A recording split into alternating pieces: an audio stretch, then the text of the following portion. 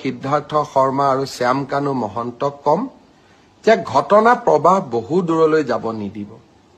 আইনৰ কোনোবাই যদি ভাবিব পাৰে যে আমি আদালতত যাম, এন্টিচিপেটৰী বেইল ল'ম, ইণ্টাৰিম বেইল ল'ম, এই প্ৰচেষ্টাবিলাক কৰা উচিত নহয়। কাৰণ জুবিন এগৰাকী জাতীয় সম্পদ।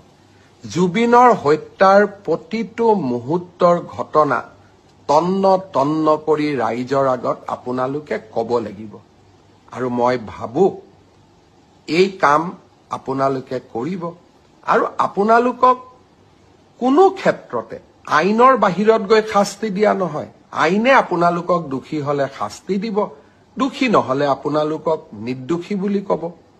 কিন্তু আইনৰ পৰা দূৰত থাকিলে আপোনালোকে কেতিয়াও নাভাবিব যে চৰকাৰ মনে মনে থাকিব আৰু চৰকাৰে ব্যৱস্থা নলব।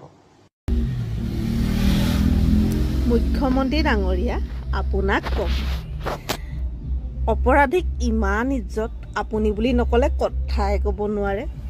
ভাল লাগিছে এনেকে দেখোন। বেলেগক দেখো ঐ বুলি নকলে ঐ তই এনেকেই দেখোন কথা কোৱা দেখো। বাৰু যি কি নহওক, আপোনাৰো উন্নতি হৈছে, ভাল লাগিছে দেখি। এতিয়া কিবা কয় কি বিলৰ কথা ক'লে, এণ্টিচেপ্টিক বিল, কিবা কিবি বিল, আমি সেইবিলাক বৰ বিশেষ নাজানো বা আমি গঞা মানুহ, গাঁৱলীয়া মানুহ, তো ইমানখিনিলে আমি শিকা নাই আৰু জনাও নাই। তো সেইখিনি বিল ল'বলৈ কাৰণে সুবিধাটোতো আপুনিয়ে দিছে নহয় জানো? ইমান দিন কিয় কৰিছে?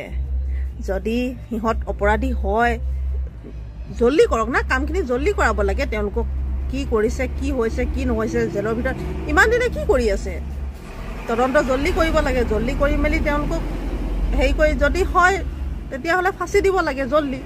আমি সেইটোৱে জানো। আৰু আমাক জুবিনদাৰ জাষ্টিচ লাগে, আপুনি অতি সোনকালে কৰি দিয়াটো আমি বিচাৰোঁ। নহ'লে তাৰ প্ৰতি উত্তৰ আপুনি চাবিছত বৰ বেয়াকৈ পাব আৰু, ক'লোঙা দেই।